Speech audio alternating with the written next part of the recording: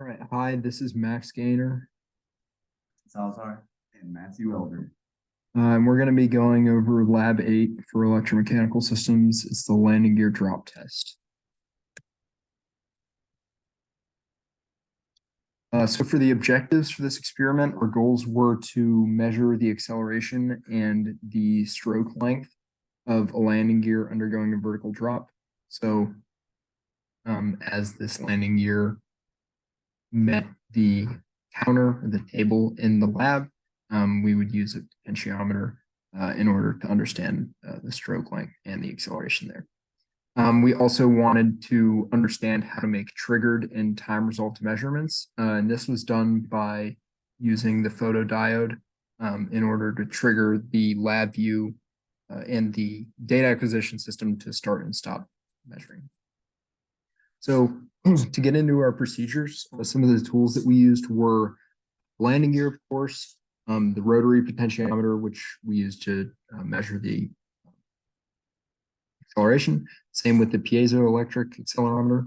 We use the photodiode to measure or to start and stop the data acquisition, like I discussed earlier. We use the laser pointer in order to have a basis that helped trigger that photodiode. We used a ruler in order to measure where we were dropping the landing gear from. And then we use the data acquisition system and a computer with LabVIEW BI, like we've been using in every other experiment this semester. In terms of the procedures, how we conducted the test, first we started LabVIEW.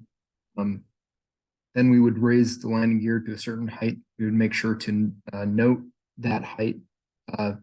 Then we would point the laser at the photodiode. We would drop the landing gear, and then the landing gear would come into contact. It would come between the photodiode and the laser, so it would trigger the photodiode, ending the data collection. After this, we would repeat those steps 2 through 5. So just the raising of the landing gear and the dropping of it for 2 different heights. I'll pass it off to Christian for. Thank you so much. On the far right, you can see the whole lab setup of what we're conducting today. Far right is just the landing gear being dropped. In the middle, you can see the geometry of the landing gear, which we'll use to calculate the stroke later in the lab.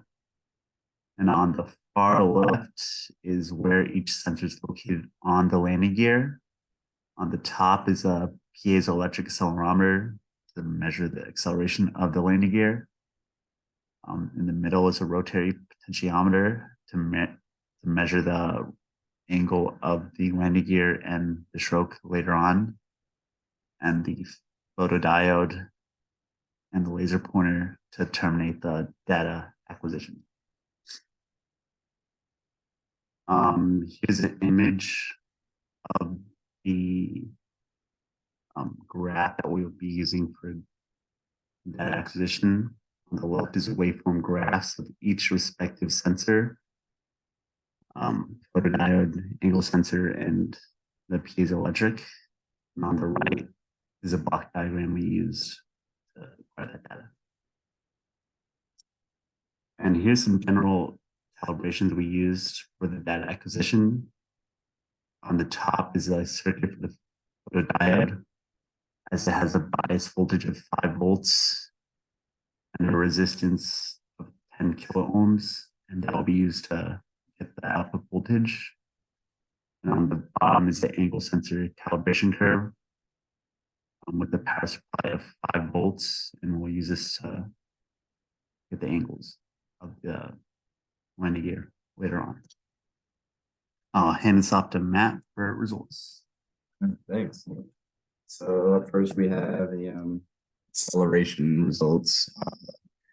You can see just from this graph that the photodiode does a really good job of making sure that the data acquisition is such that each experiment has data points around the event spaced evenly. So that's nice for visualization. You can see that in all of them, the event occurred around 3 seconds. From the highest heights, the acceleration changed the most. It spiked up to a little under 10.4 meters per second squared. The middle heights went almost to 10.3 meters per second squared, and the lowest height went up to around 10.175 or so meters per second squared. And of course, they all start out at around 9.81 meters per second squared, which is obviously just gravity. Interestingly, though, none of them returns to that number like you might expect. They all return to settle at a higher value, and the higher the height that was dropped from, the higher the value that it settles at. So this is probably some sort of error in the piezoelectric sensor. Maybe something about being dropped. It just isn't quite good enough to return back to the original value. For the stroke results, lob cosines was used to determine height along with an equation for the height of triangles. Let's see, so these are the results. You can see that as drop height increases, the stroke increases, which, as you might expect. It goes almost up to 0.3 inches for the lowest height, a little over 0.35 inches for the middle height, and at the highest height, it's at like 0.45 inches max stroke. So, yeah, not much else to say there. It's just about what you would expect. Right, so to wrap up, we dropped a landing gear from increasing initial heights, and when you do that, the acceleration experience for the landing gear increases as whenever it hits the ground, and so does the stroke length. The potentiometer and accelerometer both provide a pretty good description of what's happening when the landing gear hits the ground, although we think that it's clear from the graphs and the results that the potentiometer has more systematic error. That is that the amount that it was consistently off by was greater than the accelerometer, but the accelerometer had more random error.